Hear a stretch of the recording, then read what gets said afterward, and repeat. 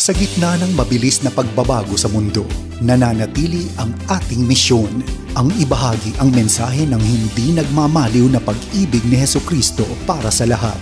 Hatid sa inyo ang pinakabagong kaganapan sa gawain ng Far East Broadcasting Company Philippines. Tampok din ang mga kwento ng totoong buhay na binago ng Diyos. Narito si Dan Andrew Cura sa The President's Report. Nitong mga nakaraang linggo, ang pinag-uusapang paksa po sa social media maging sa ating lokal na mga balita, bukod pa sa pandemya, ay ang paglaganap po ng mga community pantry sa iba't ibang mga lugar at lokasyon dito sa buong bansa. Ang simpleng paghahanda ng pangunahing pagkain at gamit kung saan maaaring magbigay ayon sa kakayanan at kumuha batay sa pangangailangan ay naging bagong larawan ng bayanihan dito sa Pilipinas. Kaya nga po ngayon, pag-usapan po natin kung paano ang bawat isa sa atin ay maaari ring magsimula ng pagtulong sa ating komunidad at pamayanan. Ako po ang inyong kaibigan, si Dan Andrew, at samahan po ninyo ako sa ating episode na ito ng The President's Report.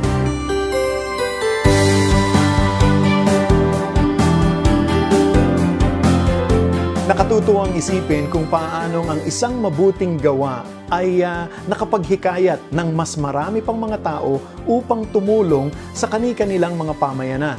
At mas nakatutuwang malaman na kahit po ang mga kababayan natin na nakararanas ng paghihirap sa panahong ito ay handa ring magbigay sa abot ng kanilang makakaya upang makatulong din sa ibang mga tao.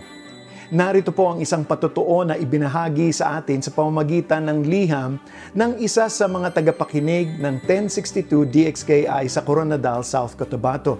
Si Vilma ay dating OFW at dahil sa pandemya ay naapektuhan din ang kanyang kabuhayan.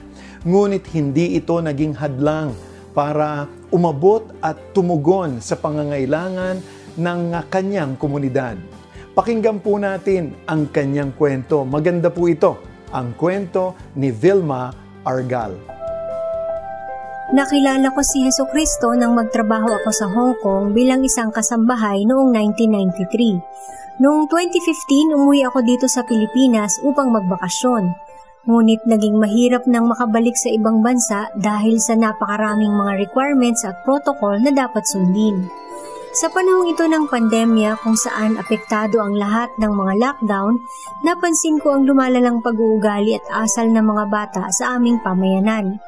Dito inudyok ng Panginoon ang aking puso na gumawa ng hakbang para sa pagbabago sa aming pamayanan upang akayin ang mga kabataan na ito para kay Kristo. At noong Nobyembre taong 2020, tinipon ko ang mga bata sa tulong ng isang simbahan sa Isulan, Sultan Kudarat. Ako lang mayroong Biblia at mahirap rin para sa mga bata na maunawaan ang King James Version. Kaya ipinanalangin namin na magkaroon ng mga Biblia para sa mga bata. Isang araw narinig ko sa istasyon ng 1062 DXKI sa radyo na namimigay sila ng libreng Biblia. Nagmadali akong pumunta sa istasyon at nakuha namin kung ano ang aming ipinanalangin. Purihin ang Diyos! Tuwing Sabado ng umaga, tinuturuan namin ang mga bata patungkol sa Biblia para sa kaluwalhatian ng Diyos. Sa ngalan ng lahat ng nakatanggap ng mga Bibliang ito, pinasasalamatan ko ang FEBC DXKI para sa inyong malaking tulong sa aming buhay Kristiyano. Nako, purihin po ang Diyos sa patotoo ni Vilma. Maraming salamat, Vilma.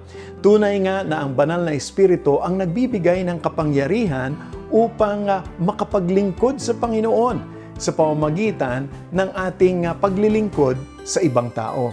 Tulad nga ng sabi ni Apostol Pablo sa mga taga-Epeso, Kabanatang 1, talatang 18 hanggang 19. Sabi niya, naway liwanagan ng Diyos ang inyong isip upang malaman ninyo kung ano ang inyong inaasahan sa Kanyang pagkatawag sa inyo.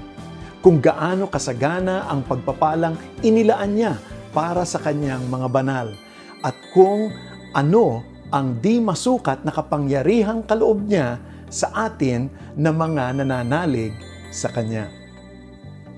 Kung sa tingin mo ay may mga oportunidad para lalo pang maihatid natin ang Ebanghelyo ni Hesukristo sa mas marami pang tao sa ating komunidad, inaanyayahan kita na makipag-ugnayan naman sa amin. Tulad nga ng nabanggit ko na sa inyo dito nung nagdaang linggo, maaari kang magbigay ng Portable Missionary o PM radio sa mga naka-quarantine o yung naka-isolate o di kaya naman kahit na sinong kakilala mo na nangangailangang marinig ang mabuting balita. Ang stasyon nga natin sa 1197 DXFE sa Davao ay nagsimula ng kanilang community pantry sa harap mismo ng stasyon noong nakaraang linggo. Ang nakatutuwa ay ang makita ang kabutihang loob ng mga taong nagbibigay. At ang mga iba dito ay hindi natin tagapakinig, ngunit nag-donate sila para makatulong sa mga taong sobrang nahihirapan sa pandemya. Na ayon nga sa ating station manager na si Magnolia Iraswegi, excited din siya dahil sa pamamagitan nito, mas marami pang mga tao ang makakakilala sa stasyon nating DXFE. At siyempre, mabubuo yung mga pagkakaibigan at maaaring magpatuloy ito kahit tapos na ang krisis. Maaari mong bisitahin ang ating website sa febc.ph kung nais mong malaman ang patungkol sa gawain at misyon ng Far East Broadcasting Company, Philippines.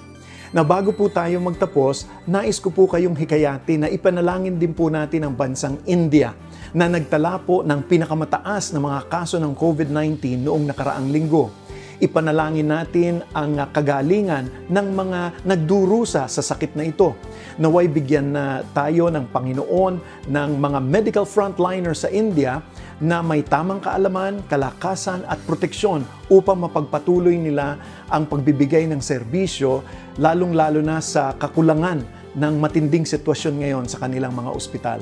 Ipanalangin din po natin ang FEBC India na mabigyan sila ng Diyos ng pag-iingat, kalakasan upang maipagpatuloy po nila ang pagbo-broadcast ng mabuting balita ni Kristo Jesus. Itaas din po natin sa panalangin ang mga nagdadalamhati sa mga nawala ng kanilang mahal sa buhay dahil sa COVID-19. Nawa ang mga Kristiyano sa buong mundo ay maging ilaw sa mga dumaranas ng hirap sa madilim na yugto ng ating kasaysayan. Maraming salamat po sa inyong pagsubaybay sa ating programa at muli po, ako po ang inyong kaibigan at lingkod, si Dan Andrew, para po sa The President's Report. Lagi pong mag-ingat at pagpalain po kayo ng ating Panginoon. Inyong napakinggan ang The President's Report. Para sa karagdagang impormasyon ukol sa Far East Broadcasting Company Philippines o maging kaagapay sa panalangin at iba pang mga paraan, bisitahin ang FEBC website, febc.ph at hanapin ang FEBC Radio sa Facebook. Maraming salamat sa iyong pag-agapay at pagpalain ka ng Panginoon.